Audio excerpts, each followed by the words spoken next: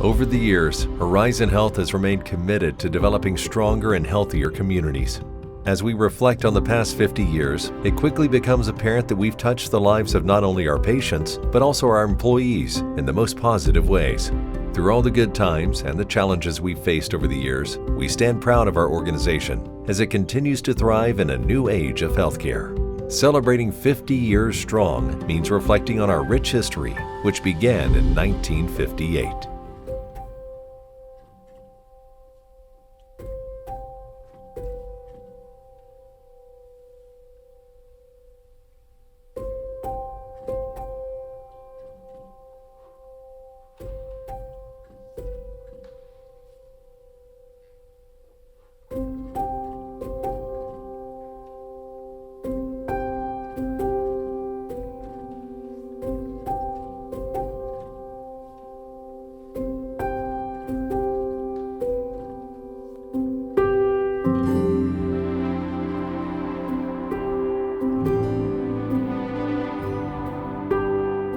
When the hospital first opened, I was in high school, but the opening of the new hospital was the talk of the town. When the hospital first opened was when I was in junior high. I don't quite remember anything that had to go along with it, but I do know what has happened since. The community got together and donated all the money towards this endeavor. I remember when the hospital first opened, the community received it very well. I think fundraising proved that they were in favor of a new facility. It had been almost 2 years in active development where people could see something happening. And there's been a lot of anticipation. If you've ever moved a household, it's nothing compared to moving a hospital. We did surgery, I worked surgery at the time. We did surgery at the old hospital that morning, moved everything after we did surgery, set up our units, and did surgery at the new hospital the next day. The new hospital was designed with 90 inpatient rooms with a design that could be expanded to 120 rooms. I wasn't here when the hospital first opened. I came after they had been open for 5 years. But when I did, it was a booming place.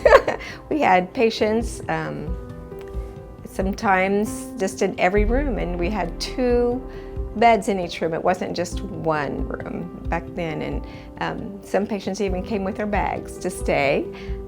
They decided when they would stay and told their doctor that they were going to be here, and they stayed.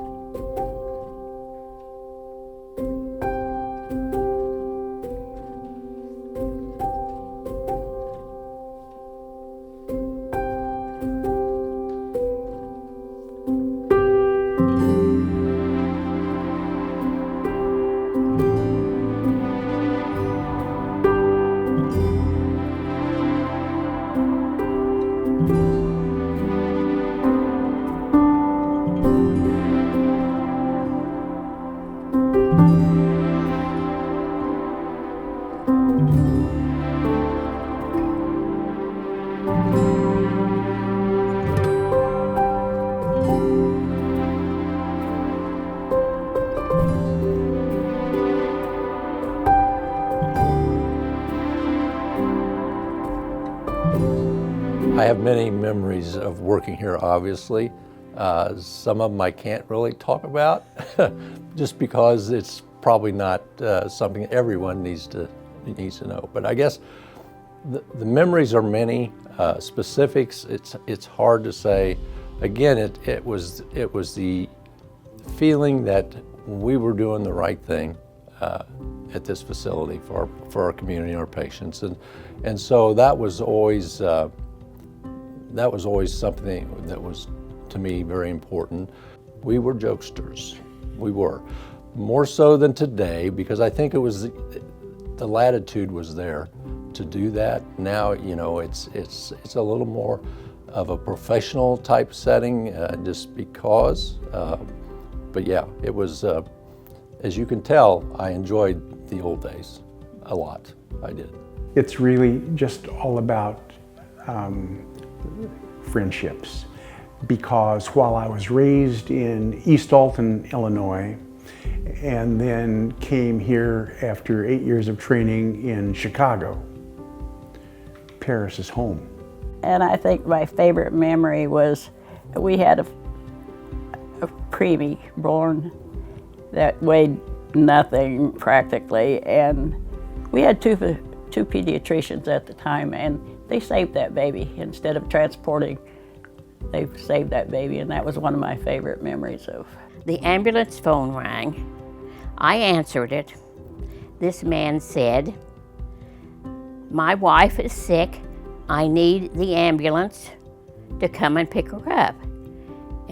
Well, would you give me your name?" So he did that, and I said, "What is your address?" And he said, "They know where I live," and he hung up. Thankfully, my husband did know where they lived. So they got to the house and took her to the hospital, but that was frightening. One of the memories is being there. All the people I've met, all the people I worked with, and on the positive side of the negative, as a patient, getting the type of care, having the relationships, walking down the hall where the nurses come and talk to me. I thought, what is going on, you know? I walked in and I said, what is going on? And they said, "You haven't heard?" I said, "No." They said the cheerleaders had an accident. It was really, there is one of the things that you think, how are we going to come through this? But we did. And I had an excellent surgeon right there with me, telling me, do this, don't do this, don't do this, you know. I had a man come in the emergency room one day, and he said, "I have my wife in the car and she's not responsive." So I, of course, went out to the car, took a wheelchair with me. I couldn't get in the car with my cap on, so I took my cap off, handed it to him. Took her in the emergency room. We got her up on the cart. We did not save her. But when I got through in the emergency room, when I went out and back out in the hall, here he stood holding my cap. We had a new surgeon who was Dr. Ingalls come in, and right soon after he arrived, we had a young girl who had her leg caught in an auger, and Dr. Ingalls and Dr. Sprague reattached that leg, and it was successful.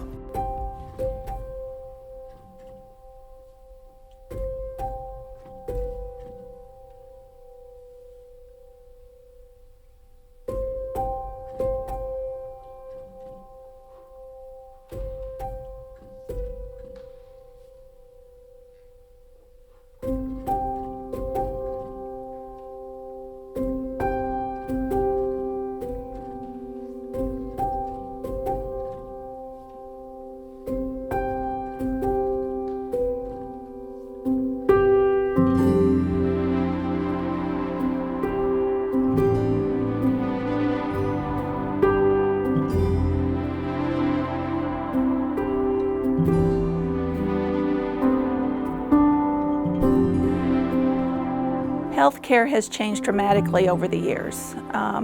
When I first started, we had a bookkeeping machine, we had paper charts, we had stacks and stacks of charts to file back every day. Now everything is on computer. You know, certainly the technology of that has changed from my perspective, because, you know, I deal with maintenance. The technologies have changed, so there's been a lot more, you know, improvements in CT and you know, mammo, and even just equipment-wise, like the generators here, they're much more powerful than they were with the original ones, and half the size. So that's the changes I more see than healthcare itself. Healthcare, since I not only started in my residency, but to come here, ICD-10, actually at that time it was ICD-9 had started in my residency. We were the first to start using that before they hit it into the communities or into the public, and it was very difficult to get used to. We used that ICD-9 until ICD-10 came around, which was a few years back, and that was a big change. But the biggest change in healthcare has not been on the medical side, it's been on the electronic medical record side. And for people who aren't as savvy as I am, obviously on computers, which is a joke, it's been very difficult to try to see the patients we used to see in numbers and still get your medical record done the way it's supposed to get done. Medical procedures and the things that are done now are so more precise and with less invasion, so it's very nice to have options for patients who no longer need a major surgery when they can have their heart fixed through an artery, their legs stented through an artery, a lot more minimal incision type surgeries, less invasive. So there are more people able to get the treatment that they need. Most importantly, we have medications and treatments now which we could only dream about 40 years ago. And that has been breathtaking to have all the changes that we have to offer people now. The changing climate in healthcare has been progressing from much earlier, even before I got here, to where we are today. But it's at a much more rapid pace, I believe, at least is the way I see it. I think everything is different than it used to be. The only thing that's the same is we still have patients. But I mean, the way you care for patients now is so much different than it was in my day. When I first started working here, you didn't even wear gloves. There was not privacy. I mean, there was respect, but not privacy. Now, there's single rooms and everything's sterile, and you know, you wouldn't dare think about touching a patient without a glove now, and you have to do what everybody else tells you to do. And then you have to work to just keep the personalization there, because it's hard to do with all the regulations. So it's amazing how it's changed. People are very nostalgic, people in my generation, about the way it used to be. It was more personal then. You know, when he was working, they did it all. He saw maybe 50 patients a day. They took call every third or fourth night. They covered the emergency room. They delivered babies. And we've been around long enough that we saw all that change. Jim would be astonished at the changes, yes. Because that change took place right when he retired. Healthcare has changed too. As I said, now we have nurse practitioners. I think it is absolutely wonderful that nursing has gone on into being nurse practitioners and specialists. There are wonderful practitioners out there, and it helps the doctors so much to take the load off of them.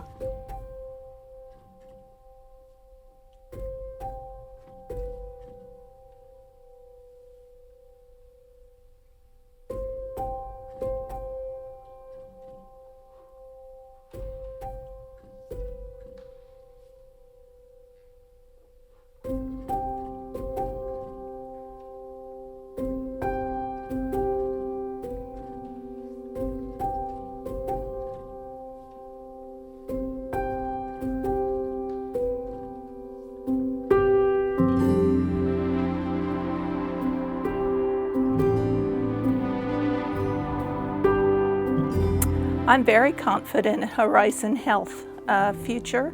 I'm confident that we'll keep growing and expanding through the years to take care of all of our surrounding community.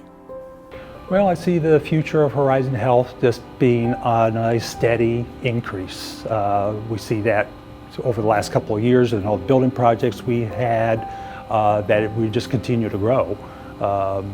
Staffing has increased, 5 times since I started. Our buildings have increased about as much, and how much we've expanded, because originally it was just the hospital. We added the clinic in '96 and again in 2006, and now we're building the Life Center. So our facilities continue to grow, and that certainly is an indication of how much just the need for healthcare has expanded. It is impossible to predict what is in store, but I think the future is quite bright because of our expansion, because of the quality of staff that we have now, and the leadership which is committed to continuing the heritage of excellent medical care in Paris. Our focus really has been and needs to be on the future rather than on the past. But occasionally it's fun to look back and see how things have developed. And financially, we remain in a healthy position, always subject to the whims of the government, but we've survived that well. I think the future for Horizon Health is bright. I really do. But as far as Paris goes, I only see it upbeat here with the momentum and the skill that's being shown in delivering health care in this facility.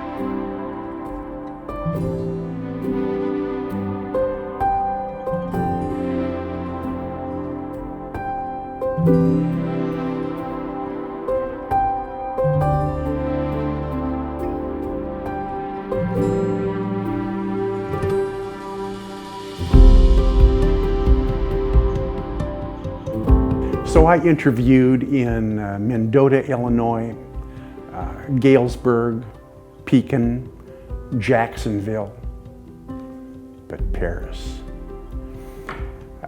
Doctors Ackland, Shackelford, Terrell, Dr. Sprague and Dr. Ingalls, Dr. Haskell,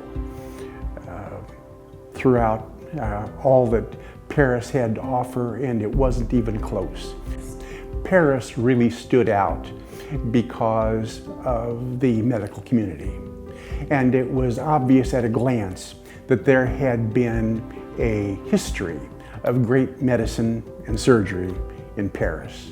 It was just a place that I wanted to be. And we had a new hospital. Might not have come if they were still working out of the facility on Shaw. It's just different here. I've been in other hospitals. It's not the same. A smaller community type situation is what I was looking for. Maybe it's not for everybody, but as long as we have a strong hospital, this town will be strong. And I hope the community still feels that same way too. And he never thought he wanted to come back to his hometown. He thought that would be hard. So, you know, we were looking and interviewing, and Dr. Terrell called and said, we formed a new clinic and we would love for you to come back to town. That's when they built that building. And we sat and talked all night and said, you know, we love growing up there. We love for our kids to grow up there, and did come back. I moved here because my father took the position that I have now. So he started, he would have been probably the first facilities manager when the building opened. You know, getting to our 50-year anniversary date is that I've been part of that for 43 years of that. So, you know, I haven't missed out on much of that. So, you know, I certainly feel privileged to have been able to work here and basically grew up here. So I'm very, you know, happy with that I had that opportunity. Oh, I think the better care, I can't say that it's better care, but it's wonderful care. I've experienced 2 hospitals recently, and Paris Hospital's right up there, I can tell you. Especially with food. My time has always been working with the daily newspaper, Paris Beacon News. Since I was hanging around the hospital a lot anyway, I guess they decided they might as well add me to the board too. So I served as board secretary for a number of years, surprisingly enough. And 7 years as board chairman when John Fite was the administrator. I think I'm about ready to run down to an emeritus status.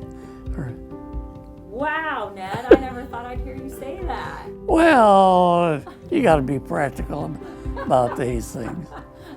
I ran into Dr. Ganto, and he said, Peggy, why don't you come back to work? And I said, Dr. Ganto, I couldn't run up and down these halls now. There's no way I could do it. I can't hardly walk up and down them, let alone run up and down them. But a lot of memories. We did prank. We had a lot of fun pranking. Fill up syringes with water. We didn't have to have tags on everything, so you could grab a syringe, fill it with 10 cc's of water, call somebody to ER and be on the side of the door and just blast their ears full of water. KY jelly on the phones, because the phones are, you know, not all cell phones now or pagers. It used to be everybody used a real phone, and didn't like having an earful of KY jelly. And yeah, we had a lot of fun. Everybody just was always wonderful to each other. We helped each other through tragedies, a lot of tragedies, but everybody always hung together. I think it's the education mostly, that working with the doctors, that I really loved it. I loved it all. I still do. There are darn few hospitals of our size and magnitude in a town of 10,000 people, or 8, whatever we've got now. And you well know, over my last 3 years or 5 years, I've been a major user of the hospital. Without those doctors and that staff and all the support mechanism, I wouldn't be here today.